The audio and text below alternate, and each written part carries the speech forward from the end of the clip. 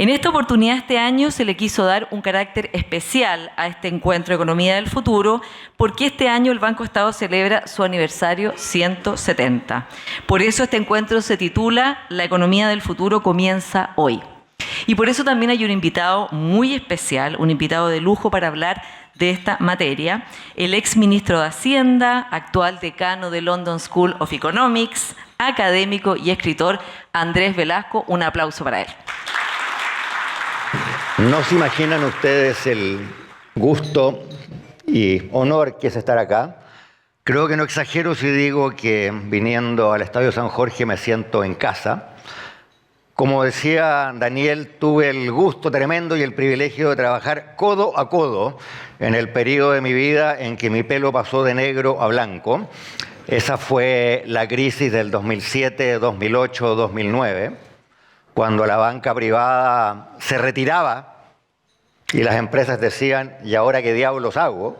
Y en ese momento el que entró, puso la plata, dio confianza y generó un ciclo reactivador fue precisamente este banco. Así es que es un banco que hace una tremenda pega para Chile.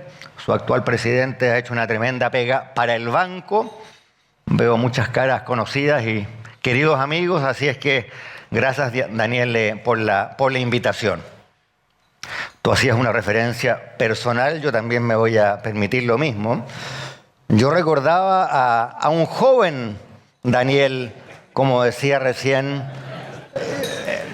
Yo vine a hacer un curso en el Departamento de Ingeniería Industrial de la Universidad de Chile, grande la U, y habían alumnos muy buenos y había uno en especial que era muy preguntón. Años más tarde, yo llego a ser profesor de la Escuela de Gobierno Kennedy en Harvard y Eduardo Engel, otro gran amigo y un gran economista chileno, me dice, ojo, que hay un cabro chileno en el doctorado que es muy prometedor, se llama Daniel Hochmann. Y yo le dije, Engel, yo ya lo conozco, lo tuve de alumno en la Universidad de Chile. Y tan bueno era como alumno que terminó el doctorado y lo contratamos, cosa que es muy poco común, directamente como profesor asistente en la facultad. Así es que nos conocemos mucho y qué gusto, Daniel, es estar aquí. Yo pensé que iba a partir mi presentación con un título que a ustedes los va a sorprender, porque la verdad que el mundo actual no tiene tanto de feliz, ¿no? Y por lo tanto ustedes se preguntarán qué diablo tengo yo en mente si titulo así la presentación. Y es una referencia literaria. Una de mis novelas favoritas, una novela escrita en 1932 por un británico llamado Huxley, que es no una utopía, sino que lo contrario de una utopía, una distopía, que describe un mundo que se está yendo al carajo. Y me pareció que no era un mal punto de partida para entender lo que está ocurriendo hoy. En inglés se llama Brave New World y en castellano, por razones que nunca he entendido muy bien, lo traducen como un mundo feliz. Pero obviamente es una ironía, ¿no? Porque describe un mundo, Huxley, que es cualquier cosa menos feliz. Para ser un poquito literarios, esto es un verso de una obra de Shakespeare. Ahí está en rojo la frase que da lugar al título. Y en castellano, oh maravilla, cuántos seres admirables hay aquí, qué belleza, humanidad, feliz mundo nuevo que tiene tales gentes. Eso lo dice una personaje una de las protagonistas de la obra, que acto seguido se da cuenta que esas grandes gentes a quienes ella saludaba eran todos unos villanos detestables. De nuevo, no tan distinto a lo que observamos en el mundo de hoy, que efectivamente está viviendo una tempestad. Yo quiero traer el mundo a Chile. Este es un país maravilloso, pero convengamos que somos un poquito ombliguistas. Nos gusta contemplarnos el ombligo y a veces pensamos que todo lo que pasa aquí solo pasa aquí. Y la verdad que no es así. Muchas de las cosas que pasan aquí pasan en el resto del mundo y nosotros las importamos. Y por lo tanto me parece que es absolutamente indispensable para entender para dónde va nuestro país, entender acerca de las tendencias mundiales. Porque en alguna medida las buenas y las malas, querámoslo o no, van a llegar a estas costas. Y quiero partir con 5 tendencias que me parece que están haciendo que el mundo sea más feliz. En ese sentido, algo irónico que le daba a Huxley el concepto de felicidad. Y habiendo despachado las 5 tendencias, los 5 cambios, les quiero contar algunas ideas acerca de cómo yo abordaría o qué cosas habría que pensar para hacerle frente a este mundo más feliz. Primera tendencia, la primacía de la política sobre la economía. Yo soy economista, probablemente haya muchos economistas e ingenieros comerciales en esta sala. Les quiero decir, chiquillos, ya no somos lo que fuimos. Somos todos probablemente, quienes tenemos 40, 50, 60 años, somos todos herederos de lo que dijo alguna vez un asesor del presidente Clinton en Estados Unidos, que le decía, presidente, es la economía. O al mundo le decía, es la economía, estúpido. Ustedes lo recordarán. Tanto es así que durante la campaña en que este hombre asesoró a Clinton y Clinton en esa campaña se transformó en presidente, escribió un cartel en un muro del comando para que todos los voluntarios y todos los que trabajaban en la campaña se acordaran todos los días que es la economía. Si la economía anda bien, la campaña anda bien. Y si la campaña anda bien, la política se ordena. Yo quiero transmitirles a ustedes que hoy día el mundo es absolutamente al revés. Lo que manda es la política y a veces la economía se ordena y a veces, más a menudo, la economía se desordena.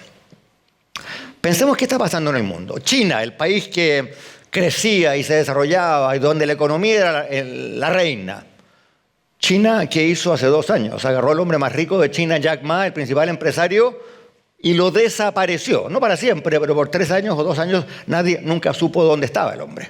Y reapareció diciendo que el presidente Xi Jinping era un genio y que el país estaba muy bien y que se llevaba espléndidamente con el gobierno. Yo estuve hace poco en una comida en París en que me tocó sentado al lado de una mujer a quien yo no conocía y me contó que ella había sido la gerente general de una importante multinacional europea en su sede china y que acababan de agarrar la sede, el headquarters asiático, se lo habían llevado a Singapur. Yo le dije, ¿por qué? Bueno, me dijo, porque nos abrían los mails, nos grababan los llamados telefónicos y el ascensorista era del servicio secreto. ¿A dónde voy? Un gobierno que procede así y que hace que una gran multinacional europea se vaya de su país, un gobierno que encarcela al principal inversionista, ¿qué está haciendo? Está privilegiando la política sobre la economía. China crecía al 12, después crecía al 7, hoy día crece al 3. Y hay gente que dice que en realidad las cifras son falsas y probablemente crece al 2. Aranceles en Estados Unidos no tienen ninguna lógica económica. Si ustedes me apuran, aquí el profesor Hoffman y él y yo podríamos sentarnos y escribir un modelo en que el arancel óptimo no es 0, es 2%. 2%. Pero un mundo en el cual el presidente de la República, el señor Trump, se levanta y grita 100% a China, y a la hora del desayuno y al almuerzo dice no, 70%, y después se pone de mal humor con los indios y les pone 200%, y se los baja a 14% y se los sube a 30%. Eso no tiene ninguna lógica económica. ¿Qué lógica tiene? Política. ¿Por qué? Porque le está transmitiendo al obrero blanco del estado de Ohio que perdió su cargo porque trabajaba en una empresa automotriz y los autos japoneses y los chinos le comieron el mercado y le dice a ese hombre, yo estoy contigo. Y le voy a dar un golpe a todos los extranjeros, a estas empresas que compiten, nos quitan los trabajos. Políticamente, genial. Económicamente, un desastre. Rusia, los que somos más canositos en esta habitación, recordaremos que por allá por el año 90 era la esperanza democratizadora. Ustedes recordarán cuando Yeltsin se paró arriba del tanque e impidió un golpe de Estado. Y todos decíamos, vamos Rusia. Rusia hace 3 años provocó la primera guerra que ha conocido el continente europeo desde 1945. Hubo guerras civiles. En el caso, por ejemplo, de Yugoslavia, cuando el país se desmembró. Pero que un país europeo, un día en la mañana, saque los tanques y cruce la frontera, no había ocurrido desde 1945. O sea, hay hoy día una guerra grande en curso en el continente europeo. ¿Lógica económica? Ninguna. Para la economía rusa ha sido desastroso. Pero Putin tiene 80% de popularidad porque les dice a los rusos, yo los defiendo a ustedes frente al agresor.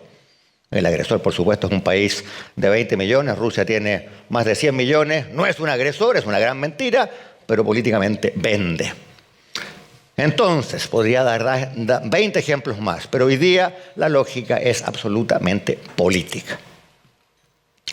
Segunda idea, no es una buena política.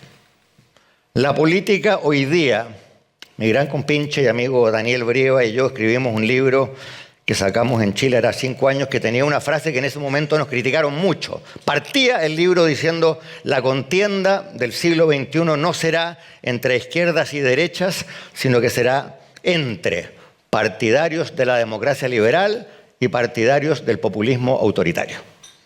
Hace 5 años esa frase parecía aventurada. ¿Por qué dijiste eso? ¿Qué patudez? Nos dijeron. Hoy día me atrevería yo a sostener que tan equivocados no estábamos. El conflicto hoy, vayan ustedes a Estados Unidos, yo vengo de Brasil, vayan ustedes a la India, Sudáfrica, es entre partidarios de la democracia liberal y partidarios del populismo autoritario. Y la oleada populista del mundo está muy lejos de haber terminado. Parto aclarando qué quiero yo decir respecto del populismo. En América Latina tenemos una vieja definición de populismo, que es la definición del gobierno que gasta mucho, se endeuda en exceso, empieza a echar a andar la maquinita para imprimir pesos o reales o lo que sea y eventualmente entra en crisis. Ese populismo todavía existe. Vayan ustedes a Venezuela, lo van a ver. Vayan ustedes a Argentina, no la actual, pero la Argentina de hace un par de años también la iban a ver. Pero no tengo en mente ese populismo. Tengo en mente un populismo que no es económico, sino que político y que consiste en una manera de hacer política. El populismo puede ser de derecha, Trump puede ser de izquierda, López Obrador en México, pero ¿qué tienen Trump y López Obrador en común? Y se llevaban muy bien, entre paréntesis. Un presidente de izquierda y uno de derecha se caían muy bien. ¿Por qué? Porque hacen política del mismo modo. La manera política de proceder de un populista es decir, el mundo se divide entre buenos y malos. Los buenos somos nosotros. Si el populista de derecha dice, los buenos somos nosotros y los malos son los extranjeros, los inmigrantes, los otros. Y si el populismo es de izquierda, es el pueblo casto y puro frente a las élites.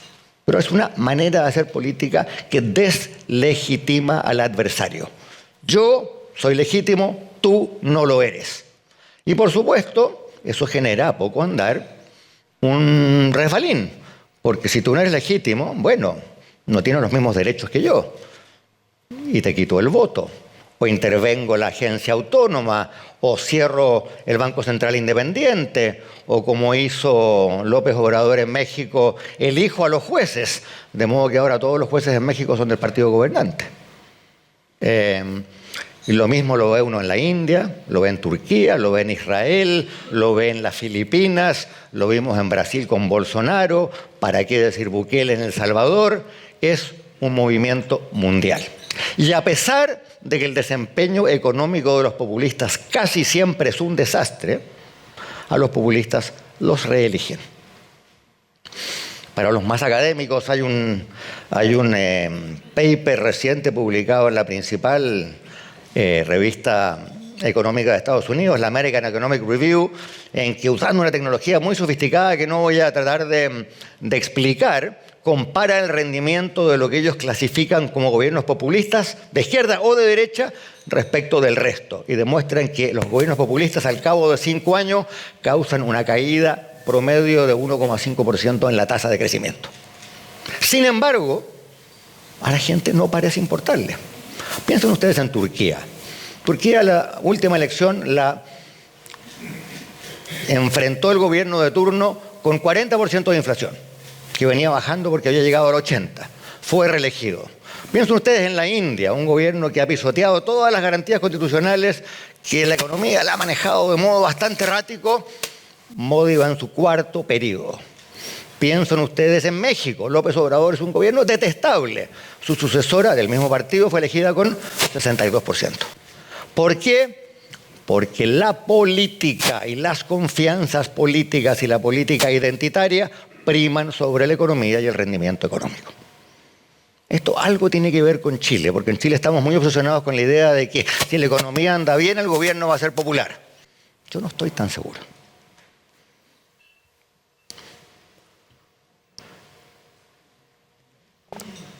Esto ya lo dije, pero quiero enfatizar estos dos puntos. La emoción no tiene nada de malo. Sin emoción no hay vida. Los buenos políticos entienden que la persuasión política es básicamente... ¿murió esto? Los buenos políticos entienden que la persuasión política es esencialmente emotiva. Un buen político emociona con un discurso. Pero hay emociones sanas, la confianza, el amor, y hay emociones menos sanas. La desconfianza, la dominación, el oprobio, el desprestigio. Y la política populista apela a esas emociones menos sanas. Una pequeña digresión. Yo viví en Estados Unidos muchos años, me eduqué en Estados Unidos, fui beneficiario de eso que en Chile llamábamos en alguna época la beca Pinochet, le hace el exilio. Pero con todos los años que yo viví en Estados Unidos, nunca vi una escena más conmovedora, más humillante que la escena del presidente Trump y el vicepresidente Vance con Zelensky en la Casa Blanca. En que un tipo que es un héroe, que ha defendido a su país frente a la agresión rusa, que ha sido bombardeado, atacado, ha recibido intentos de asesinato, estos dos señores lo sientan en una silla, le apuntan con el dedo y lo humillan en la Casa Blanca. Cosa grotesca. ¿Por qué? Porque políticamente rinde. Apela a la emoción. ¿A qué emoción? A la mala emoción. A la emoción del oprobio, de la humillación, de la indignidad.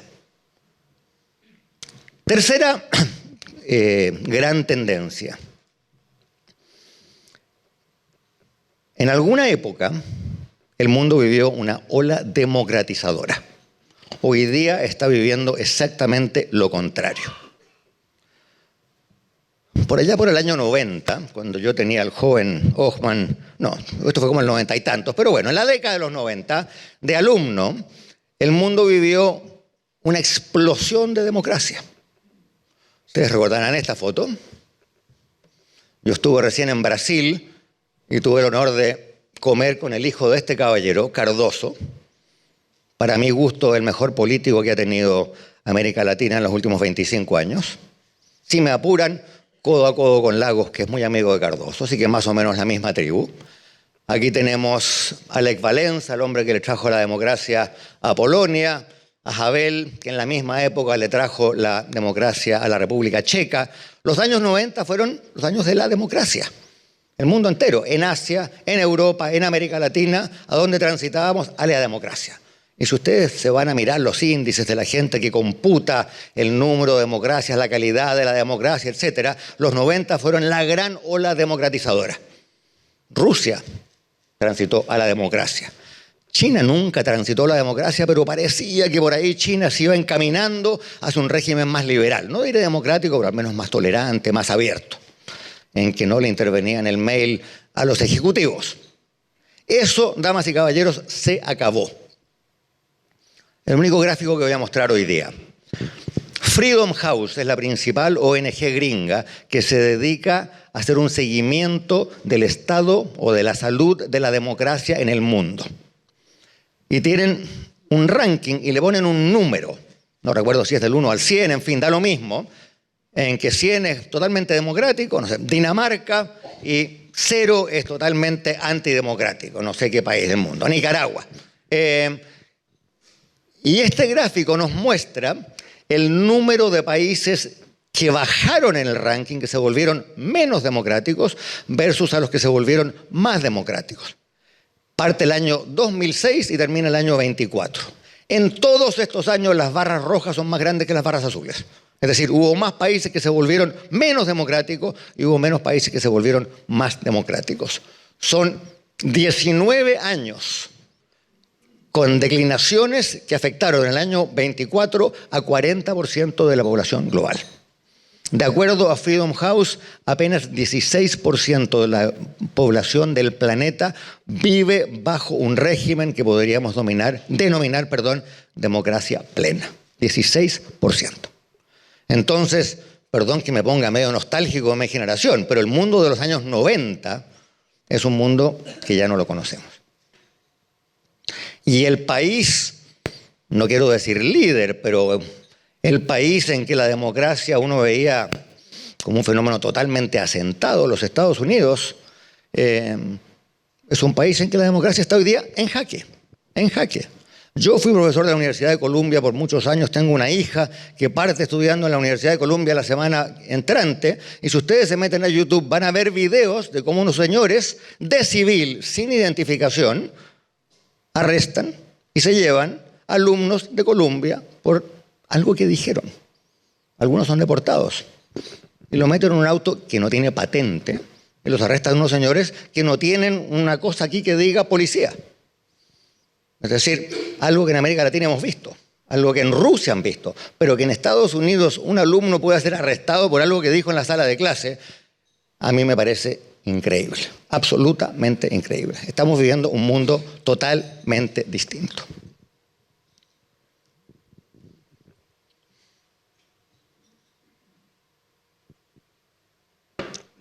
Cuarta tendencia. No hay que ser ingeniero de Bochef para entender que el conocimiento y la ciencia son importantes. Y los economistas no somos científicos, pero queremos ser científicos. Nos gustan los datos, nos gustan los estándares de prueba, nos gusta pensar que hay maneras de decidir si una hipótesis es falsa o no lo es, en fin. El mundo vivió por muchos años en un auge de esta manera de ver el mundo, la lógica científica, la lógica estadística. Me traen una hipótesis, yo miro los datos, aplico un test, digo, sirve, no sirve, la creo o no la creo. El mundo va totalmente en la otra dirección. Hace un par de años el libro más vendido en la lista del New York Times era este, que se llama, como ustedes pueden ver, La muerte del conocimiento. La muerte, si quieren, de los expertos, de la expertise. Y este señor narra cómo en la vida cotidiana de los Estados Unidos, incluyendo, pero no solo incluyendo a la política, todo lo que parezca un enfoque científico al conocimiento ha quedado desacreditado. ¿Por qué? Porque los científicos son parte de la élite, son liberales, en fin, yo no les creo. Yo esto lo viví en carne propia porque llegué a ser decano de la Escuela de Políticas Públicas del London School of Economics el año 18, y ustedes recordarán que el voto del Brexit en Gran Bretaña fue el 16 y la votación en el Parlamento para abandonar Europa fue el 19. Por lo tanto, en el 18 ardía el debate del Brexit. Y la semana que yo llegué, el ministro más importante después del primer ministro en el gobierno conservador da una entrevista publicada en la primera página de todos los diarios en que le preguntan, señor, todos los expertos dicen que el Brexit es una mala idea. ¿Qué responde? Y el ministro del Interior, por así decirlo, responde, este país está harto de los expertos, no queremos más expertos, que se vayan los expertos.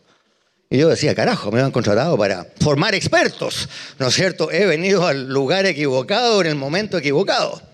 Si Gran Bretaña, probablemente el país más civilizado del planeta, nos dice que ya basta de expertos, tenemos un problema. Y esto en otras partes del mundo tiene repercusiones políticas brutales. Este libro salió el año pasado, el autor es un querido amigo mío, un ruso, que es el decano del London Business School, vive en Londres, en que describe cómo el ataque al conocimiento y a la ciencia ha sido utilizado para generar dictaduras, en que el gobierno manipula lo que se dice, lo que no se dice, manipula las estadísticas, por supuesto interviene todos los órganos estadísticos, de modo que los números que se publican son los números que el gobierno quiere, maneja las redes sociales y las dictaduras no son dictaduras, son spin dictaduras. Spin es la jerga gringa para referirse a la manipulación de la información para que alguien que hizo algo malo se vea bien. Y hoy día las dictaduras, más que ampararse en las tropas y en los marines y en los fusiles, se amparar en el spin, en la manipulación de la información. Finalmente, algo más conocido, pero no por ello menos importante, el mundo se está fragmentando. La tendencia hacia los aranceles, a cerrar la economía, obviamente con Trump se dispara, pero viene de antes, no toda es de Trump. Ya el gobierno de Biden le había puesto aranceles a los productos chinos. Ya la Unión Europea le había puesto aranceles a los autos eléctricos europeos, perdón, a los autos eléctricos chinos para defender la naciente o incipiente industria de autos eléctricos en Europa. Caso clásico del lobby. Volkswagen y Peugeot y compañía le dicen, chiquillos, no estamos listos, los chinos nos van a comer el mercado. ¿Y qué hace la Unión Europea? Adalid del libre comercio le planta un tremendo impuesto a la importación de autos chinos. El alza de aranceles en los Estados Unidos en el último año es la más grande que Estados Unidos haya experimentado desde la Gran Depresión.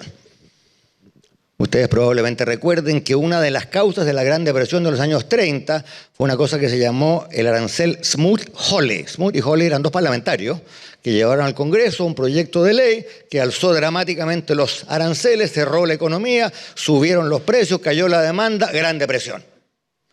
Los aranceles promedio hoy día en Estados Unidos han vuelto a aquellos que Estados Unidos tenía el año 30 cuando se desató la Gran Depresión. Esto es del Economist, literalmente de la edición de antes de ayer. Este es el incremento en los aranceles que Estados Unidos le aplica a China, pasaron en promedio de 10% a 45%. Los empresarios aquí presentes, no tengo a ustedes que decirles, imagínense ser una persona que maneja un supermercado donde 2/3 de los productos vienen de China y el arancel pasa de 10 a 45. Lo que eso le pega a la estructura de costos de una empresa. Y si ustedes leen el Financial Times de esta mañana, cosa que yo ya hice, no porque sea tan erudito, sino que porque con el cambio de hora desperté a las 5 de la mañana y me puse a leer el diario, ayer aparece la Asociación de Supermercadistas de los Estados Unidos diciendo hemos contenido los precios al consumidor, pero ya no vamos más, estamos perdiendo plata, los costos se dispararon, arregle por favor esta cosa, señor Trump. Y lo mismo ocurre con India, con Suiza, con México, bla, bla, bla, bla, bla. Ustedes habrán visto que en esa locura del 2 de abril, del Día de la Liberación, Trump se entusiasmó tanto que le puso aranceles incluso a 2 peñones deshabitados en el Atlántico Sur. Nadie sabe por qué, porque no viven seres humanos, hay unos pingüinos, pero los pingüinos tienen un arancel del 20%. El FMI tiene hace un año más o menos una estimación muy preliminar de los costos de esto y los costos son gigantescos. Y en especial, los costos son especialmente grandes, no para las economías avanzadas, 2,5 puntos del PIB, para las emergentes, 3 puntos del PIB, para los países más pobres, 4,5 puntos del PIB como costo. Estamos hablando básicamente de las economías africanas. Entonces esto le pega al mundo y le pega especialmente a los países más pobres. Perdón que repita lo que dije antes. ¿Lógica económica? Ninguna. ¿Lógica política? Por supuesto que sí. Y esto se manifiesta no solo en aranceles, en un montón de otras cosas. Se manifiesta en restricciones tecnológicas. Por ejemplo, el gran debate en este momento en Gran Bretaña, donde yo vivo, es en las licitaciones para expandir el alcance de los 5G. ¿Se permite o no se permite que participen empresas chinas? Eso tiene algo de proteccionista, pero tiene una cosa muy importante que no he mencionado, la mencioné al pasar que quiero subrayar, tiene mucho que ver ¿con qué? Con la seguridad. La otra cosa que pasó en el mundo post-90, post-caída del muro de Berlín, es que las consideraciones de defensa pasaron en segundo plano. Hoy día las consideraciones de defensa están en primer plano. En la cuadra en que yo vivo en Londres hay 3 casas con bandera ucraniana porque hay 3 familias ucranianas exiliadas. Y la guerra no está allá, está aquí. Y el debate en este momento en Gran Bretaña, o en Francia, o en Alemania es... se gasta más o menos 1,5% del PIB, nos vamos a ir a 3 o 4% del PIB, porque la defensa frente a la agresión rusa es el tema número 1. Y por lo tanto, todo lo económico está coloreado en parte por la política y en parte por las consideraciones de seguridad. Es un mundo totalmente distinto. Esto no recuerdo de qué diario hace poco, este es el consejo, el board de una empresa, en que el gerente dice, mire, ¿qué va a pasar? No lo sé, está muy complicada la cosa, mejor vamos a almorzar, ¿no es cierto? Lo que está pasando en el mundo es que los directorios de las empresas, frente a esta incertidumbre, se van a almorzar, porque la verdad es que nadie sabe qué va a pasar. Bien, esas son las 5 tendencias. Y como ustedes pueden ver, son grandes, son gordas y son amenazantes. ¿Qué hacer al respecto? ¿Cómo estoy de hora?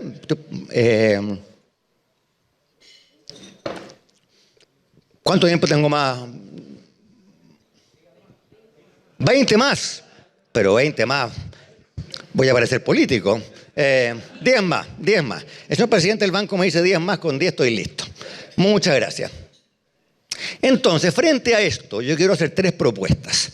Y como ustedes se van a dar cuenta, son propuestas que tienen al menos 2 problemas. Primero, son grandilocuentes, ambiciosas y algo, para usar un chilenismo, un poquito volada.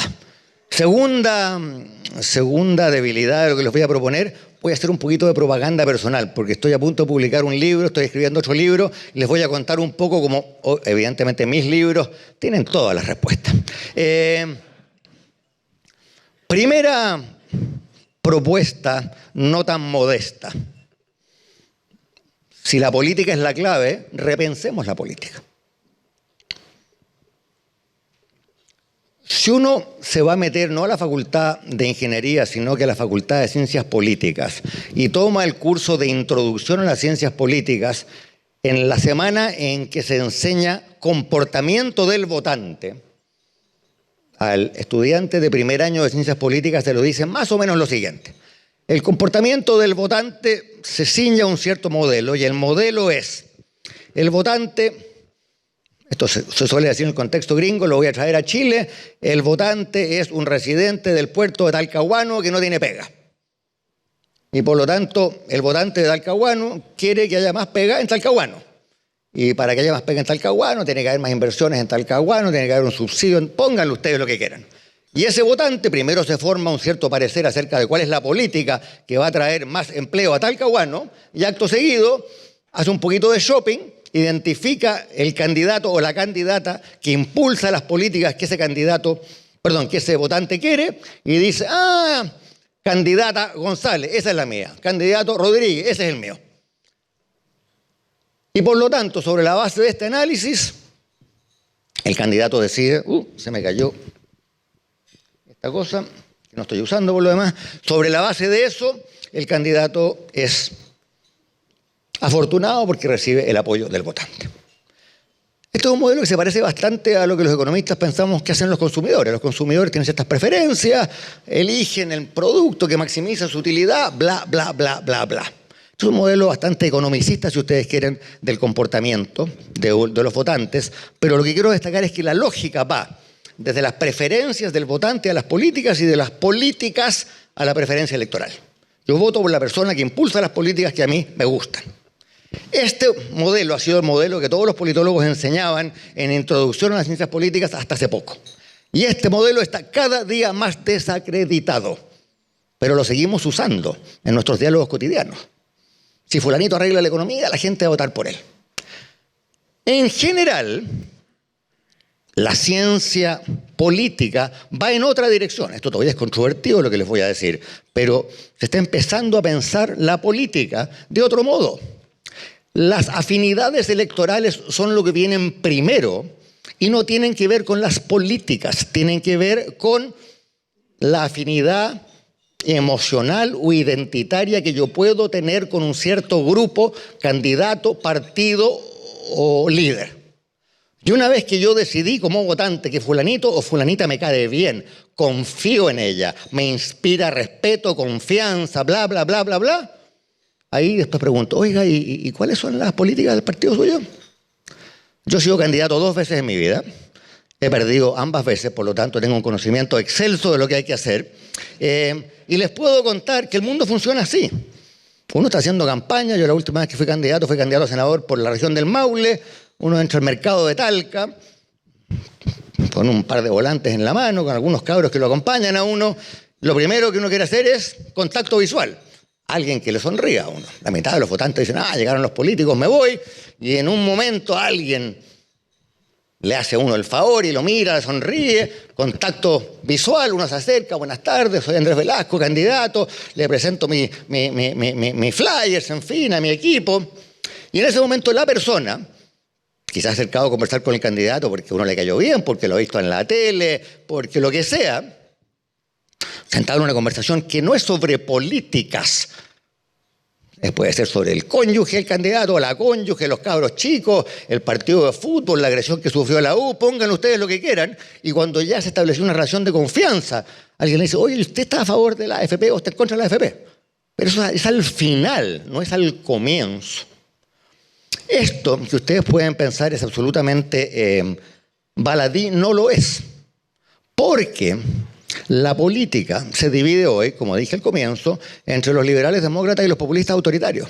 Y los populistas autoritarios esto lo entienden muy bien, pero los liberales demócratas no lo entienden. Y la razón por la cual los malos, a mi entender, están ganando las elecciones y los buenos las están perdiendo, es que los buenos estamos jugando con la estrategia del pasado, equivocada, con la concepción errada de la política, y los malos entienden esto muy bien. ¿Qué hace Trump? La primera vez que fue Trump candidato dijo, los inmigrantes mexicanos son los violadores. Tamaña acusación, ¿no es cierto? Vienen a este país a violar a nuestras mujeres. ¿Qué dijo en la segunda campaña? Dijo, los haitianos se comen a los perros y los gatos. No tiene mucho de policy esto, ¿no es cierto? No es fruto de un estudio que se haya hecho en Harvard. ¿Pero qué hace? Como dicen en Estados Unidos, es tirarle carne roja al electorado, para que se coman el bistec, mierda. Y después de eso, Trump les dirá que los aranceles, en fin. Pero lo primero es una identificación, que es visceral, es autoritaria, es emotiva.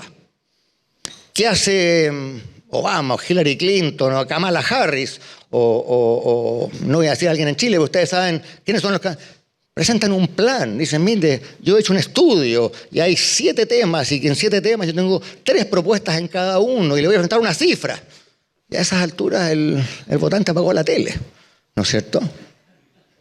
Apagó la tele, ¿no?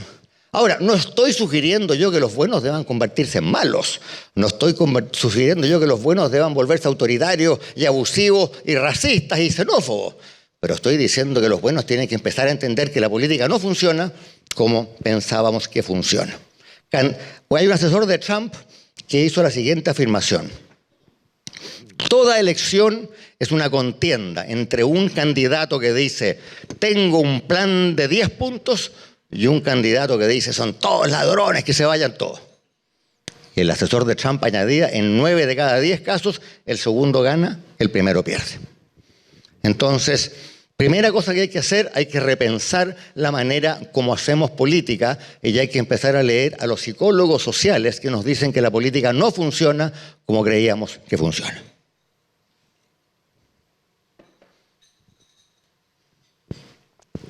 Segunda cosa que hay que hacer. Yo estaba hablando de democracia liberal y ustedes podrían preguntarse de qué diablo está hablando este tipo. ¿Qué carajo significa esto? Tengo en mente lo siguiente.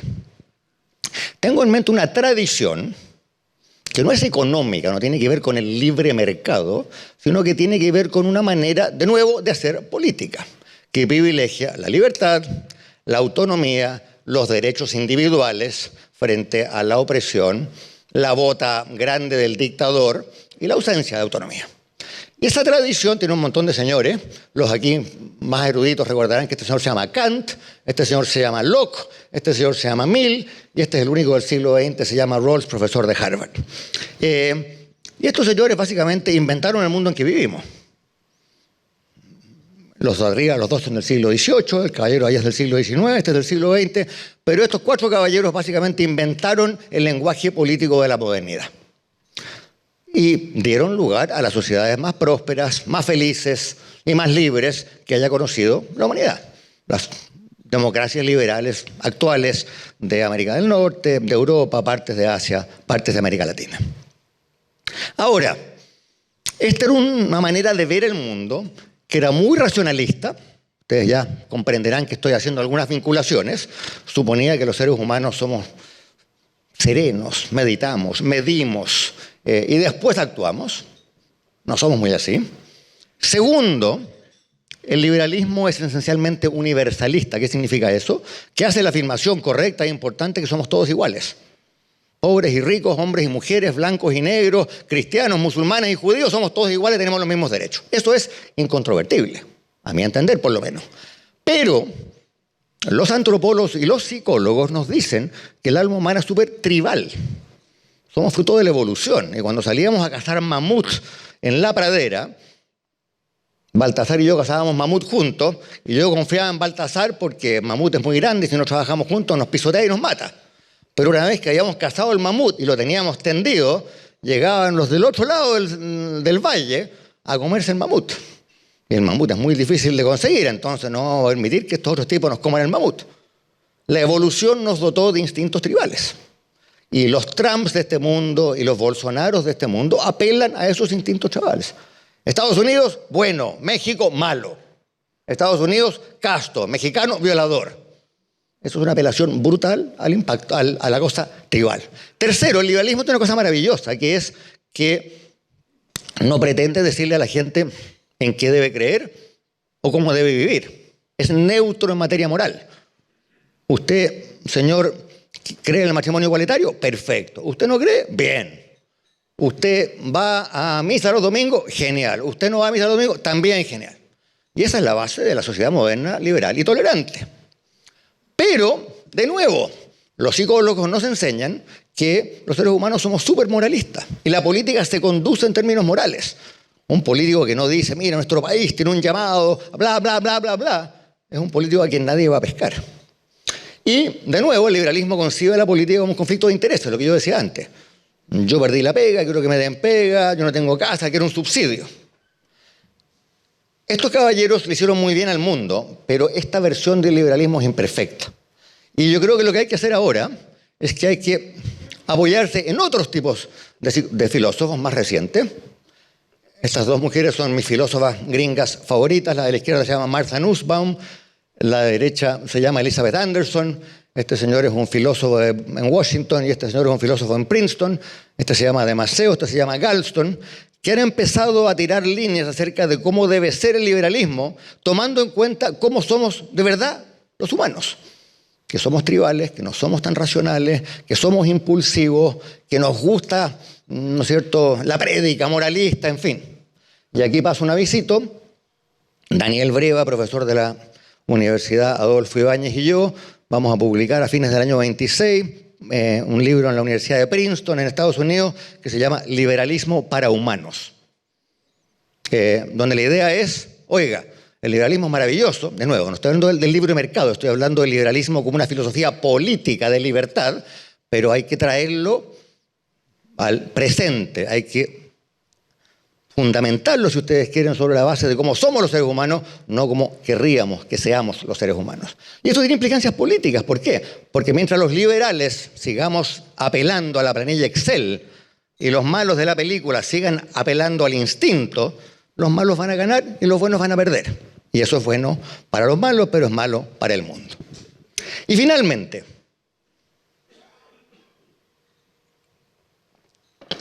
y aquí, Paula, voy terminando. Yo partí diciendo que la economía vale callampa, y ustedes comprenderán que no pienso realmente que vale callampa. Algo importa, pero está media subordinada a la política hoy por hoy. Pero en materia de economía, obviamente hay mucho que repensar. Y les confieso que no me gusta mucho este título que le puse a esa diapositiva, porque siempre me ha cargado el concepto del modelo. Usted está contra el modelo, a favor de... Bueno, no se me ocurre una cosa mejor, así que ustedes me ayudarán. Pero ¿qué quiero decir? En buena medida, el debate económico en Occidente, y especialmente en América Latina, en los últimos 25 años, o 30 años, o 35 años, ha estado dado por la referencia del famoso consenso de Washington. El libro que contenía el consenso de Washington es este, y ese libro se publicó el año 90, o sea, se cumplen 35 años del consenso de Washington. Y bueno, el consenso de Washington, para bien o para mal, ordenó el debate en América Latina, y hay gente que dice, si uno estudia en la Católica, el consenso de Washington es bueno, si uno estudia en la Chile no es tan bueno, si uno estudia en la Alberto Hurtado es re malo, en fin. Algunos lo aman, otros lo detestan, pero ha sido el ente ordenador del debate. Que obviamente es libre mercadista, aperturista, tiene cosas muy buenas, nadie puede estar en contra de que la política fiscal sea sustentable, que la deuda no sea muy grande, que la inflación sea baja, pero tiene alguna falencia. Una falencia es que parte de una concepción muy estrecha del bienestar humano. Lo único que importa son las lucas. Y no quiero ser romántico, yo soy lo menos romántico del mundo, pero creo que hoy día hay una serie de debates que requieren una concepción algo más amplia del bienestar humano. Les voy a dar un ejemplo. Si en una región de Estados Unidos o de Chile hay mucho desempleo y en la región del lado no hay tanto desempleo, ¿qué dice un economista? Oye, flaco, múdate. Agarra tus pilchas, haz tus maletas, múdate de tu ciudad, donde naciste, donde te criaste, donde está tu familia, a el pueblo del lado, la región del lado donde hay pega. Esto diría un economista, ¿no es cierto? ¿Cuál es el problema? Y esto lo hemos aprendido mucho de la experiencia reciente de Estados Unidos. Es que cuando esa persona se va, esa comunidad se debilita. Y los lazos sociales son muy importantes para la salud de las comunidades. Y cuando los más ambiciosos y los profesionales se van, la comunidad que queda atrás se debilita aún más. Y llega el alcoholismo, llegan las drogas, llegan las pandillas, el ausentismo escolar, etcétera, etcétera, etcétera. Por lo tanto, la lógica económica de deja a tu pueblo y ándate a la ciudad, deja las regiones extremas y ándate a Santiago, es una buena lógica económica, es una muy mala lógica humana, es una muy mala lógica política, porque esas comunidades abandonadas son las que después empiezan a votar por los populistas, y eventualmente tampoco es una buena lógica económica, porque esa comunidad no va a ser productiva, hay que subsidiarla, va a costar plata, va a ser caro, etcétera, etcétera, etcétera. El consenso de Washington tampoco tenía mucho que decir respecto del crecimiento. Aquí hay una paradoja, ¿no es cierto? Porque pensamos que el consenso de Washington es de derecha, mucha gente dice, es que el crecimiento es de derecha, por lo tanto el consenso de Washington es acerca del crecimiento. Pamplinas. Ustedes se van al ensayo original en este libro y buscan, hoy día no lo puede hacer, search, encuéntreme la palabra crecimiento. Y en un ensayo de 40 páginas está una vez la palabra crecimiento. Lo que el consenso de Washington quería hacer es lo que los economistas llamamos eficiencia estática. Oiga, desregule la economía, que los precios se ajusten, bla, bla, bla. Pero el consenso de Washington no tiene nada que decir sobre el crecimiento. El crecimiento es un proceso dinámico. Tiene que ver con rentas, tiene que ver con incentivos, con expectativas. Nada de eso estaba en el consenso de Washington. Había muchos temas que no estaban en el consenso de Washington. La palabra regulación no está en el consenso de Washington. La palabra discriminación no está en el consenso de Washington. Medio ambiente, ¿para qué decir? Bueno, el año 90, el año 2025, el mundo es muy distinto. Y finalmente, no había economía política. Bueno, los cínicos podrán decir que en esa época gobernaban los milicos y por lo tanto la única economía política era el fusil. Y algo de cierto tiene esa afirmación. Pero hoy día los centrales, bueno, esto se puede vender, no se puede vender, se puede explicar, no se puede explicar, va a ser creíble, va a ser legítimo. Esa discusión está totalmente ausente. Entonces, aquí viene lo último que quiero decir, y este es un acto de propaganda descarado, así que pido excusas. El día 18 de octubre se publica este libro, en que patudamente hemos pretendido reemplazar el consenso de Washington por, donde cogió la pega, el consenso de Londres. Y los editores son una economista italiana que se llama Irene Buccelli y Tim Besley, o si quieren ponerse pitucos, Sir Tim Besley, probablemente el economista británico más connotado y más conocido. Y lo que tratamos de hacer fue lo siguiente. Elegimos 15 temas, incluyendo temas que estaban ausentes del consenso de Washington. Mujer y mercado laboral, economía de género, medio ambiente, discriminación. Y los más típicos, crecimiento, política monetaria, política fiscal, bla, bla, bla. Y en cada uno de los 15 temas le pedimos a un especialista que nos dijera, desde el año 90 a la fecha, ¿qué hemos aprendido? Que hay que mantener del consenso de Washington y que hay que modificar. Y Tim y yo hicimos una introducción y más o menos la introducción dice lo que ustedes ya pueden intuir, que el consenso de Washington tenía algunas cosas buenas, pero que partía de una concepción estrecha, necesitamos una concepción más amplia del bienestar, tenemos que pensar el crecimiento como un proceso, esto va a sonar un poquito pedante, ecosistémico, en que la gente innova o no innova dependiendo de una serie de incentivos, de una serie de bienes públicos, de una serie de apoyos, de las expectativas y la confianza. Es mucho más enredado que lo que a uno le enseñan en economía o la introducción a la economía. Finalmente hay un montón de cosas que estaban ausentes y lo que es más capital, sin meter la política derechamente en el debate, estamos dando la hora. porque evidentemente las políticas pueden ser buenas o pueden ser malas, pero si no son políticamente legítimas, políticamente creíbles, sustentables, no van a servir para mucho. Así es que la próxima vez que yo venga a Chile, espero que Banco Estado me invite a presentar el libro. Este fue un avisito, y si no es Banco Estado, que alguien me invite aquí presente, porque me gustaría pensar que esta es una manera de enriquecer el debate sobre la patita económica que va a ser necesaria para que la democracia liberal gane la pelea frente al autoritarismo creciente y amenazante hoy día en el mundo. Muchas gracias.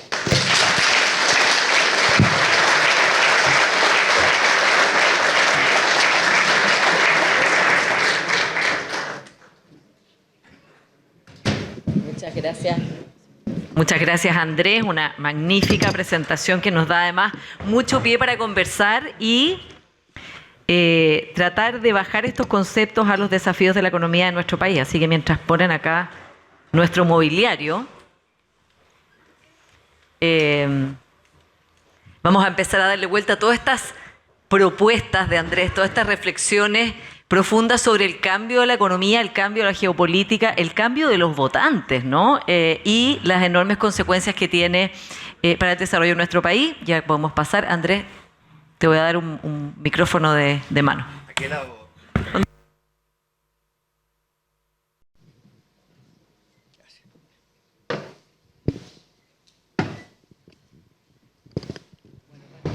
¿Se escucha o no? Sí. Partamos por darle un gran aplauso a Andrés Velasco. Ha hecho una presentación increíble.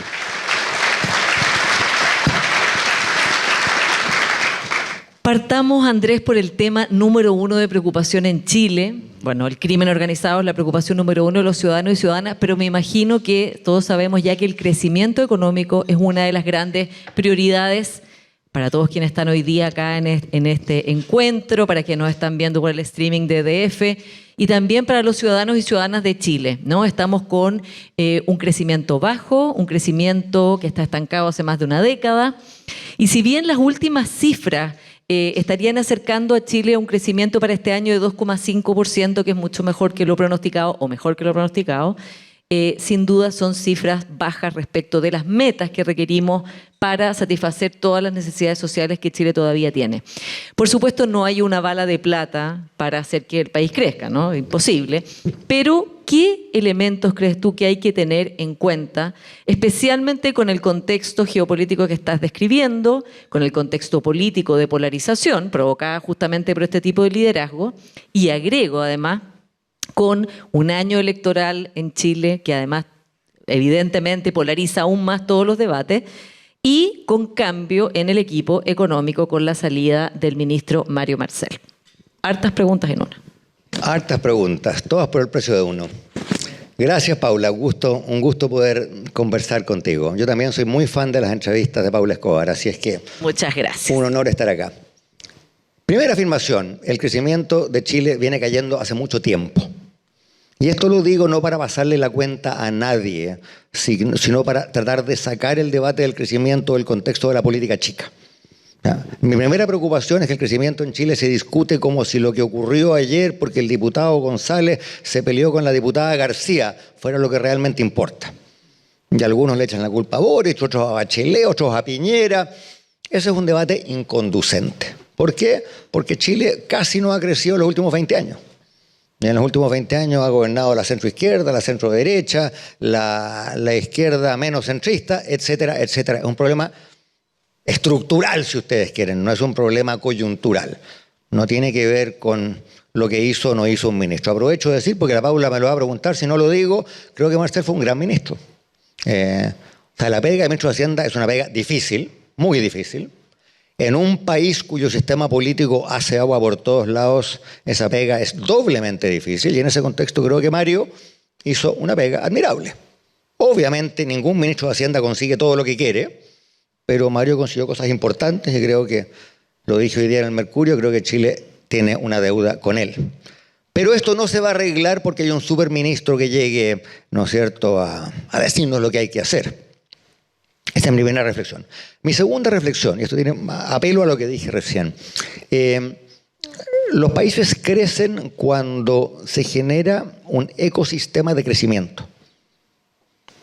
las empresas no solamente necesitan que los impuestos sean bajos o que el mercado laboral se desregule, necesitan bienes públicos, buenas carreteras, buena infraestructura, bienes públicos vinculados al sector. Yo siempre cuento el cuento que cuando firmamos el Acuerdo de Libre Comercio con Europa, yo era ministro, y yo estaba súper entusiasmado porque íbamos a venderle carne a la Unión Europea, y en especial en Magallanes le íbamos a vender cordero a la Unión Europea.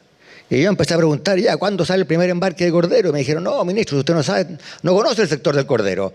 Primero hay que hacer un matadero. El matadero tiene que estar certificado por la Unión Europea. Y tiene que haber 27 estándares distintos. Y eso implica que hay 4 agencias gubernamentales que tienen que involucrarse en la certificación. Y tiene que haber un protocolo con la agencia. O sea, la cantidad de insumos privados y públicos que colaborativamente tienen que estar presentes para que un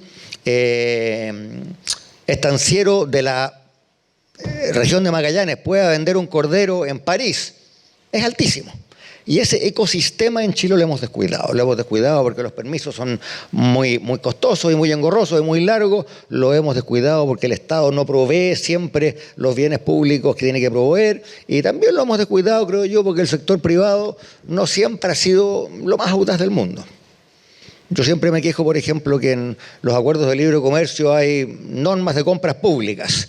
Una empresa chilena podría participar en las licitaciones que se hacen en la Unión Europea y en Estados Unidos. No sé si habrá cambiado en los últimos años, pero hasta hace 6 meses atrás nunca una empresa chilena había participado jamás en una licitación pública en los Estados Unidos, a pesar de que es posible. Termino con una reflexión más política. Yo no creo que el crecimiento vaya a subir en Chile porque gente como nosotros que va a seminarios repita la palabra crecimiento. Porque la verdad que a las élites cada día nos dan menos pelota y podemos, ¿no es cierto?, en este espléndido estadio San Jorge, en la comuna de Las Condes, recitar crecimiento 27 veces y el crecimiento no va a subir. Y lo mismo ocurre para ENADE o para ICARE o para cualquier lugar en que las clases dirigentes se congreguen. Lo que nos hace falta es un proyecto político en que el crecimiento sea entretenido. Y eso tiene que ver no tanto con la palabra crecimiento, que ya es una... Yo, entre paréntesis, nunca he creído en esas encuestas que dicen que la gente pide crecimiento. La gente no sabe lo que es el crecimiento. La gente quiere pega, quiere mejores sueldos. El crecimiento es una abstracción. Pero los países se vuelcan a crecer cuando tienen un proyecto en común. ¿Por qué Israel es el país del mundo después de Estados Unidos que tiene más empresas tecnológicas? Porque tienen un proyecto en común, se llama seguridad. Un país que vive asediado, ¿no es cierto? ¿Por qué Singapur es un portento, a pesar de que era un país que básicamente cuando se transformó en país, el año 40 y tantos, era un pantano? Bueno, porque Singapur es una ciudad-estado de 2 millones de habitantes rodeado de países que parecían medios agresivos y Singapur dijo, si no me pongan las pilas, chiquillos, este país no sobrevive. Yo me pregunto cuál va a ser esa necesidad imperiosa que nos haga un día despertar y decir, hay que ponerse las pilas. Y se me ocurren 2 ideas. Pero son ideas. Una es, si quieres, negativa, una amenaza, y la otra es una oportunidad. La amenaza es la delincuencia y la violencia, ¿ya? Porque a eso nos toca a todos. Y podría ocurrir que un día despertemos y digamos, mire, mejor que pelear con el partido político del lado es colaborar porque hay una amenaza tan grande que nos afecta a todos. Y hay una oportunidad, vamos a hablar más rato de medio ambiente, pero esto es un país que podría ser un país líder en la transición energética. Y podría haber pega, podría haber un sueño, podría ser un país bacán, que es el país más limpio, que produce la energía más limpia del mundo. Y eso podría convocarnos, pero algo así necesitamos. Ahora, Andrés, lo que tú describes es como un acuerdo, un pacto nacional bastante transversal, con mirada de mediano y largo plazo, ¿no? Porque nada de esto es como apretar un botón y que mañana pase. Y tampoco se logra porque un gobierno de una hegemonía gane o pierda el otro. Tiene que ser algo mucho más que trascienda a los gobiernos. En el ambiente político que tú también describes, ¿no? Con que la polarización no es casualidad, rinde políticamente, como dices tú. Esto se hace porque rinde políticamente, genera atracción y genera votación. Y las políticas moderadas, dialogantes, están siendo menos competitivas en el mercado de tener votantes. ¿Cómo se puede lograr algo así en Chile hoy día de cara a los retos que tenemos y también las oportunidades de las cuales vamos a hablar, por supuesto? Mira, yo creo, Paula, que le estás preguntando a la persona equivocada, porque yo 2 veces lo intenté y me fue como la mona, así que no soy la persona más adecuada. A veces se aprende más de las derrotas que de los triunfos. A ver, Primero, el mundo, ya lo dije muchas veces, no me voy a explayar de nuevo, está cada día más amenazante. Y eso puede ser malo, pero puede ser bueno. Porque los países a veces reaccionan a lo que perciben como amenazas. Esto será un poquito catastrofista, pero yo creo que de repente en Chile deberíamos empezar a percibir el mundo como una amenaza. Todavía no lo percibimos. Pero el mundo está muy amenazante. Y eso podría hacer que nos demos la mano y pongamos las pilas. Segundo, yo no creo que esto vaya a ser fruto de un acuerdo cupular de partidos o de políticos o de parlamentarios.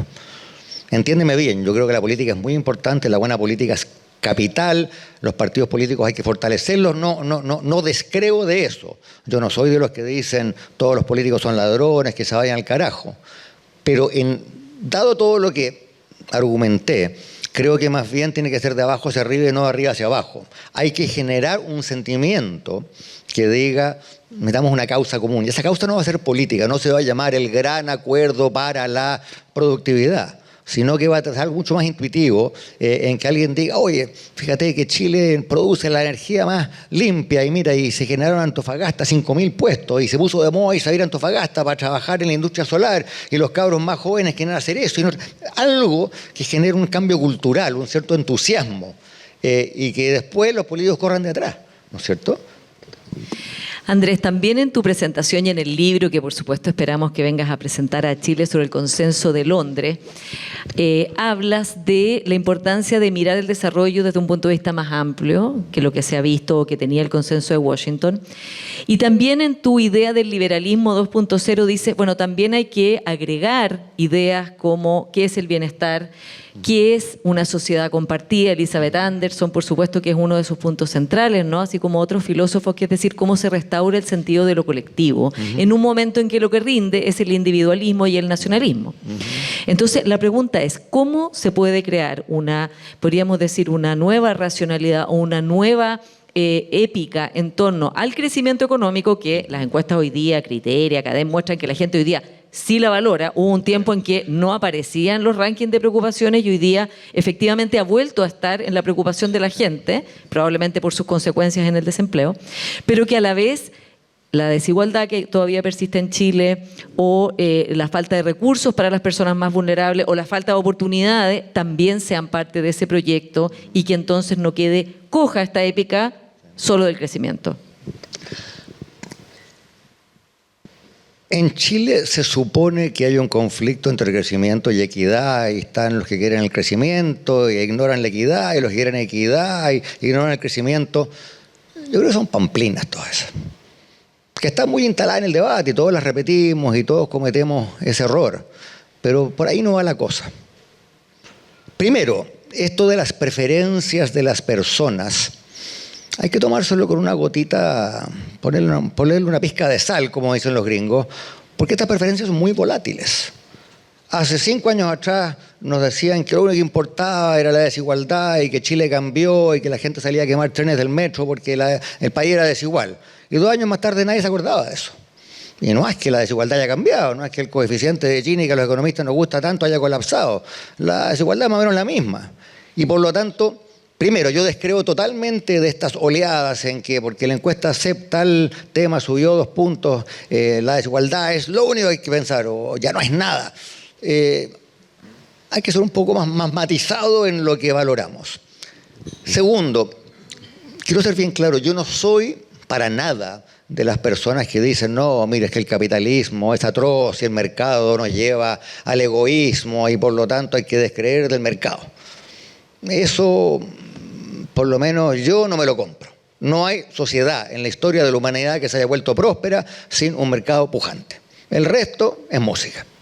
La pregunta es, ¿qué más le pone uno a esa sopa de modo que la gente sienta que lo pasa bien viviendo en una economía de mercado?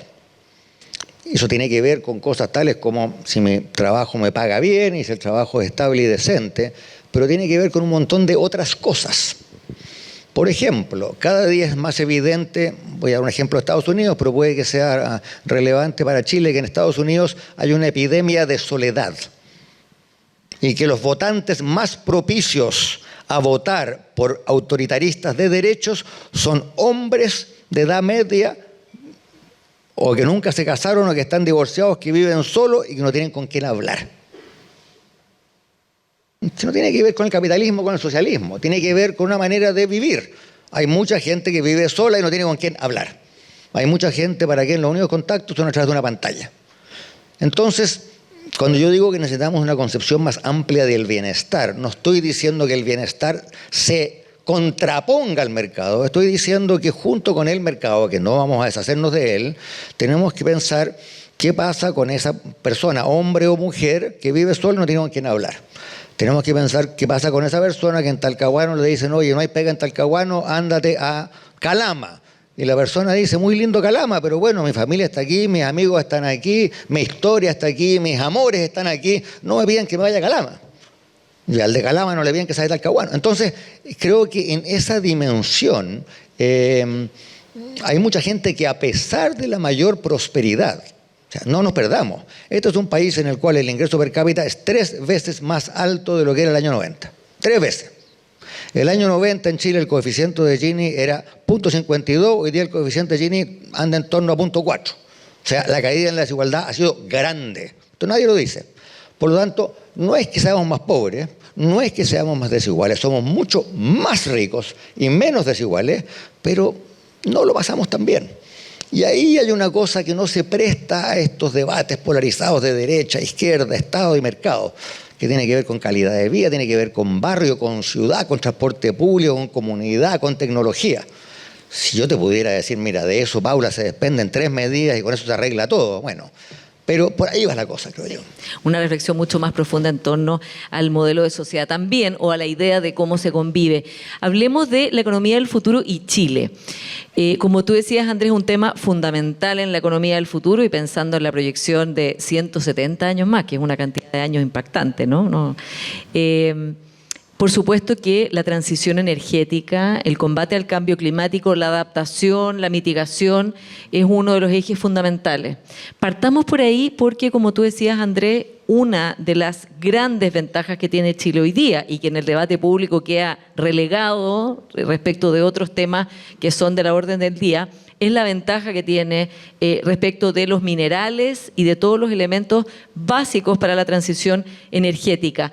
¿Cómo se ve, sobre todo además la mirada que tienes tú desde afuera de Chile, esta oportunidad que tiene nuestro país de ser un jugador de primera línea en probablemente el desafío más grande que enfrenta esta generación que está hoy día en el planeta, como es el cambio climático?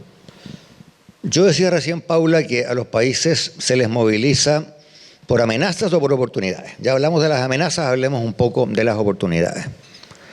Les cuento lo siguiente, yo dije al pasar que estuve antes de ayer en Brasil.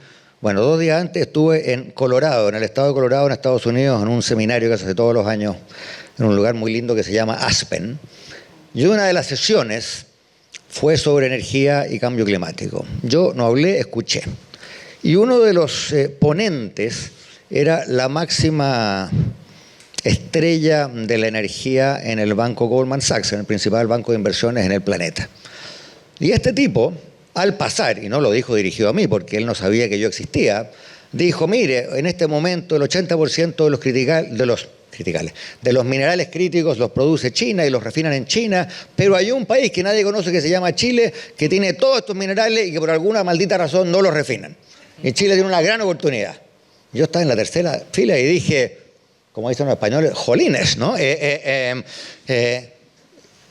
Chile, después de China, es el país que tiene la mayor dotación de los minerales que son críticos para hacer todas las cosas que se necesitan en la transición energética. Para hacer imanes, para hacer pilas, para hacer conductores, etcétera, etcétera, etcétera. Pregunta para la gente de esta sala. ¿Cuándo fue la última vez que ustedes se levantaron, abrieron el computador, leyeron un diario online y encontraron en Chile una discusión al respecto? Yo no vivo en Chile, pero leo religiosamente la prensa chilena todos los días, apenas despierto, y no recuerdo un artículo en un diario en que se discutiera esto. No recuerdo. Estamos todos pegados discutiendo si debe haber una empresa nacional del litio, que es, no sé, como si vamos a hablar de fútbol, discutamos de qué van a hacer las redes. O sea, pues obviamente hay que tener redes, pero es como de una quinta categoría. ¿Qué diablos va a hacer este país para aprovechar esta cosa maravillosa que tenemos? Segundo, es evidente que la transición energética va a requerir de sol. Este país tiene mucho sol. Parece, esto no está todavía oleado y sacramentado, pero parece que la tecnología va a ser tal que este sol se pueda embotellar y exportar. Hoy día todavía no está esa tecnología, pero para allá vamos, ¿no es cierto? A mí me parece que uno debería poder hacer clic en la mañana, abrir la prensa matutina y encontrar que estamos hablando de esto. Y no estamos hablando de esto. Esta es una tremenda oportunidad, una oportunidad gigantesca. Y añado una última cosa, que no la inventé yo, sino que se la escuché a mi gran amigo Ricardo Hausmann, profesor de Harvard.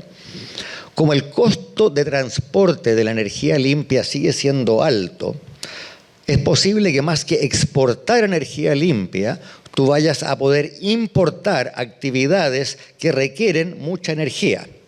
Por ejemplo, el aluminio. Yo sé que el aluminio es controvertido porque bla, bla, bla, bla, bla, pero el aluminio requiere mucha energía. Y natural sería que el aluminio se produzca en aquellos lugares donde hay mucha energía limpia. Este es un país que hay mucha energía limpia. Yo preguntaría, ¿qué estamos haciendo para que Chile sea un gran productor de aluminio? Moya, nada, cero. Entonces, aquí hay una oportunidad gigantesca que podría tener un lado económico, inversión, pega, tecnología, pero que podría tener un lado romántico, si tú quieres. Chile, el país del mundo con la energía más limpia. Es el tipo de cosa que movilizaría no solamente a los canosos como yo, sino que a los cabros jóvenes. Espero, ¿no es cierto? Por ahí hay una gran beta. Y una épica y un proyecto de país. El otro tema que es básico para hablar de la economía del futuro es la disrupción tecnológica, especialmente la inteligencia artificial, que a todo esto también es intensiva en consumo de energía, así que también las empresas tecnológicas están invirtiendo mucho en cómo acelerar y escalar la energía limpia, distintos tipos de energía limpia. Andrés, tú también eres un destacado académico, has sido académico toda tu vida, ahora eres decano. El tema de la inteligencia artificial no solo te lo quiero preguntar desde el punto de vista de lo que las empresas deben hacer para, digamos, incorporar esta, que puede ser una gran ventaja, sino también los países de cara a los trabajos que se van a perder por la inteligencia artificial, los trabajos nuevos que se van a crear, que tienen un requerimiento de habilidades bastante distinto de los que se van a perder, y por último la formación de capital humano que pueda entender esta revolución, pero además ser capaz de cambiar muchas veces a lo largo de su vida, de profesión, de qué hacer y estar constantemente reeducándose. Todos esos son enormes desafíos que desgraciadamente tampoco están en el debate público de la manera que debieran estar. A ver, primero, este es un campo pleno de incertidumbre. Por lo tanto, todo lo que yo diga, por favor, tómenselo a título de conjetura, no a título de certeza. Habiendo dicho lo anterior, 3 ideas. Primero, quiero partir con algo que tú mencionaste al comienzo de tu pregunta, que me parece re importante. Y esto sigue en el tema de la energía. Todos los data centers son consumidores masivos de energía. Y tiene que ser energía barata y limpia. ¿Cuál es la política nacional de Chile para la instalación de data centers en este país, aprovechando la energía, por ejemplo, del sol? ¿Tenemos una política? Ninguna. En Brasil en este momento hay un boom de la instalación de centros de procesamiento de datos en el sur de Brasil, en la zona azucarera. ¿Sabes por qué? Porque cuando tú produces azúcar moliendo caña, la caña pasa por unos rodillos, se le aprieta, se le estruja, sale el líquido que después produce el azúcar y queda un residuo, que en portugués se llama bagaç, que es básicamente un palito, una especie de madera. Eso se quema y al quemarse eso produce energía bastante limpia y súper barata, porque es un residuo, un subproducto de la producción de azúcar. Y está lleno de gringos en el estado de Mato Grosso do Sul instalando data centers para aprovechar la energía barata vinculada a la producción de azúcar. Y va a haber un boom en ese estado en Brasil. ¿Por qué no podría ocurrir lo mismo en Antofagasta o en Iquique o en Arica? Ahí hay una cosa grande que no estamos, creo yo, aquilatando. Segunda reflexión. Yo no dudo que la inteligencia artificial va a ser importante o revolucionaria, pero seamos francos, todavía no sabemos dónde, cómo y en qué manera. Yo tuve la suerte de asistir a 2 conferencias en los últimos 3 meses, 2 luminarias que vinieron al London School of Economics. Fuimos anfitriones de Reid Hoffman, el tipo que fundó PayPal y fundó LinkedIn, y hoy día es uno de los 3 fundadores de OpenAI. O sea, un tipo que está en el corazón de la revolución tecnológica. Y Reid Hoffman, sentamos así, yo lo entrevisté, y contó una historia de un mundo feliz, totalmente nuevo, en que básicamente la productividad salta exponencialmente, la pobreza desaparece. Mira, una cosa increíble. Y no lo digo en tono sarcástico, lo digo en tono de serio, porque Reid Hoffman, a diferencia de otros señores de la tecnología, me parece un tipo hiper serio, y que además estudió filosofía, entre otras cosas. Entonces, alguien que me merece total credibilidad, estuve yo con él así conversando, y le dijo a un público como este que denle 5 años, chiquillo, y se va a acabar la pobreza y la desigualdad. Exagero un poco, pero no tanto. 2 semanas más tarde, en el mismo escenario, me tocó conversar con Daron Acemoglu, el último premio Nobel de Economía. Y Daron, entre las miles de cosas que escribe, porque es el tipo más prolífico del mundo, ha escrito varios papers sobre inteligencia artificial y dijo, básicamente, esto es pura hype, los efectos van a ser minúsculos, se van a tardar en llegar, y no le crean a los evangelizadores de la inteligencia artificial. Acemoglu es probablemente el tipo más inteligente que yo conozco, se ganó el Nobel, escribe 25 papers al año, 10 libros, una lumbrera, alguien a quien uno le merece mucho respeto y la cosa, a su juicio, no pasa nada. ¿A quién creerle? Les confieso que no sé, no tengo la menor idea. Lo único que se me ocurre como economista es la siguiente reflexión. Sabemos de la anterior revolución tecnológica, que fue la llegada del computador portátil y más tarde del teléfono inteligente, que los efectos en la productividad llegaron, pero se tardaron. Hay una famosa cita de Solow, profesor de MIT, que dijo, al cabo de 5 años de la llegada del computador portátil, los computadores están en todas partes, menos en las cifras de productividad. Habían pasado 5 años y el cifra de productividad, nada. Si uno mira ahora, ChatGPT se lanzó cuando, a fines del 22, ¿ya? Vamos para el 3er año, cifras de productividad, nada. ¿Significa esto que no va a haber efectos? No, los va a haber. Pero las empresas se tardan, se demoran en entender, bueno, ¿y esto para qué me sirve? Es muy entretenido en mi casa, que yo busco algo y impresiono a mis niños con mi gran conocimiento, porque ChatGPT me lo dijo. Pero de ahí a bajar los costos y mejorar la productividad de una empresa, hay una. Tercera reflexión muy corta. Es evidente que los cambios tecnológicos destruyen empleos, pero también es evidente que crean empleos. ¿Cuáles son las 2 grandes dificultades? Primero, que los destruyen rápido y los crean lento, y por lo tanto hay una transición, y alguien tiene que amortiguar esa transición. Pero además, y tú lo dijiste, yo lo quiero subrayar, destruyen empleos con un conjunto de habilidades y crean empleos con otro conjunto de habilidades. Y aquí se pone interesante la cosa. Porque hemos supuesto en los últimos 25 años que el cambio tecnológico iba a premiar las destrezas de quienes sabían más de tecnología. Y por lo tanto había que tener más programadores y más computines y más ingenieros. Y había que tener menos abogados y filósofos y psicólogos. Con la inteligencia artificial puede que sea al revés. Una cosa que ya estamos viendo es que las solicitudes de admisión a los programas de computación están colapsando. Los programas de enseñanza. ¿Por qué? Porque ChatGPT programa mucho mejor que un ser humano. Entonces, hacer 3 años y ser programador y trabajar por una empresa es una pega que no tiene futuro. Entonces, todo lo que dijimos en los últimos 10 años, todos les decíamos a nuestros niños, chiquillos, ustedes tienen que aprender a programar, si no saben programar, no valen nada. Eso que todos dijimos, hoy no tiene ningún sentido. Y la gran pregunta, y aquí termino, Paula, es ¿cuáles van a ser las destrezas que van a ser importantes a futuro? No van a ser probablemente la de ser el mejor radiólogo, porque la máquina va a leer la radiografía mucho mejor que un ser humano y va a tener además, ¿no es cierto?, miles de observaciones con las cuales comparar, mira esta manchita en el pulmón, ¿será o no será? Va a haber un nuevo conjunto de destrezas que probablemente van a ser inesperadas. Doy 2 ejemplos y me callo. Uno, las destrezas, llamémoslas así, interpersonales, y no estoy pensando solamente en ser, no sé, político, conductor de noticias, estoy pensando en cosas mucho más concretas, pedestres, pero importantes.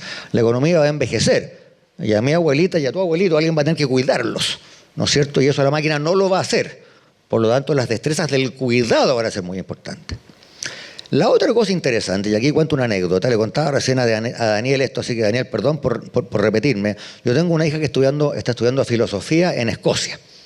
La filosofía moderna en alguna medida viene de Escocia. Yo debería haber puesto al señor Hume entre mis filósofos, no lo puse. Así que yo estoy muy orgulloso de que mi niña estudie filosofía en Escocia.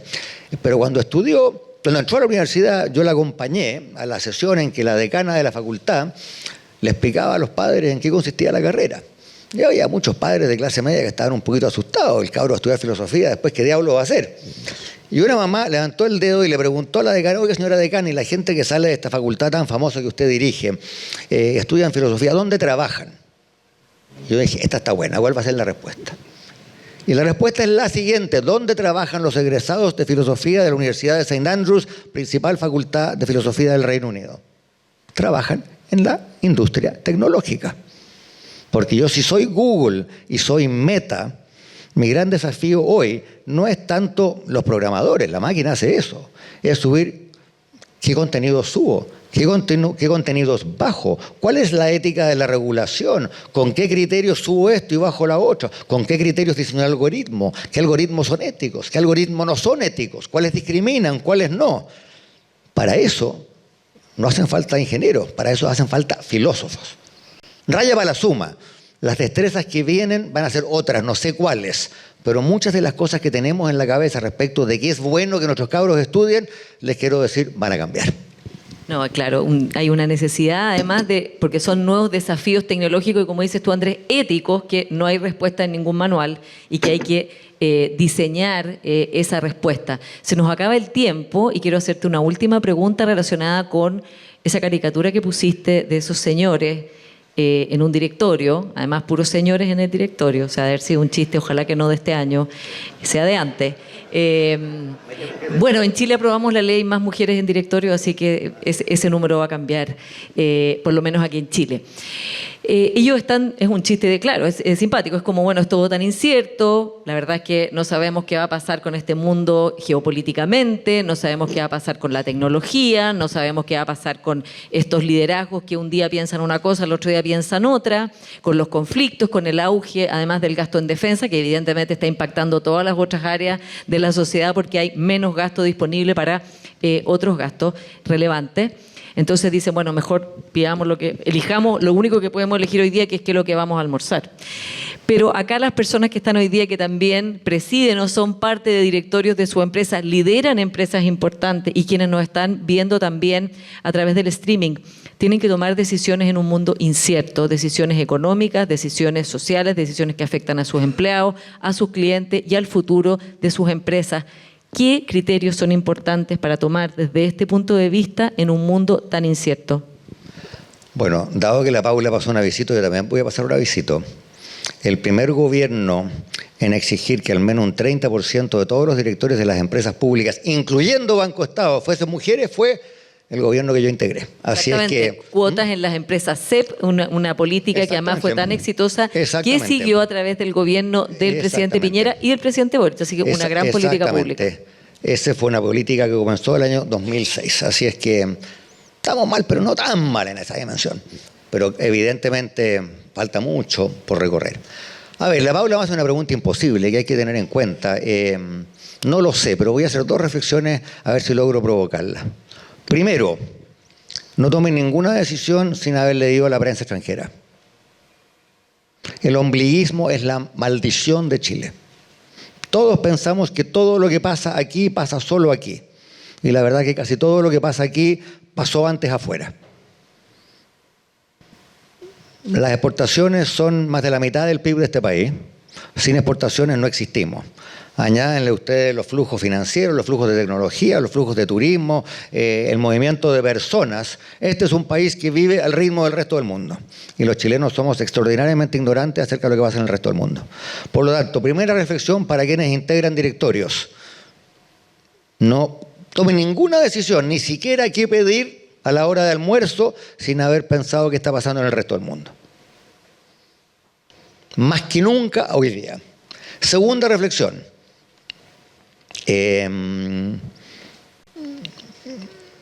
No recuerdo quién fue que vino a Chile hace algunos años y le dijo a un grupo de empresarios: ustedes piensan que tienen un país, lo dijo en inglés, un country, pero en realidad no tienen un country, tienen un country club. Mi segundo consejo, nunca tomen una decisión sobre la base de algo que alguien les dijo en un matrimonio. Nunca.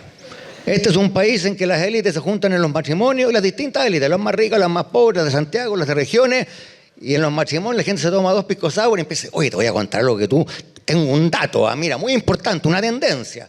Y uno se va para la casa y, oye, qué importante, lo escuché 3 veces en un matrimonio, debe ser cierto. Suelen ser puras leceras. Por lo tanto, mi segundo consejo es, lo que se dice en los matrimonios no vale para los directorios. Dos muy buenos consejos en todo caso, Andrés. Y ahora sí que la última pregunta, porque ya nos están haciendo señas que tenemos que terminar.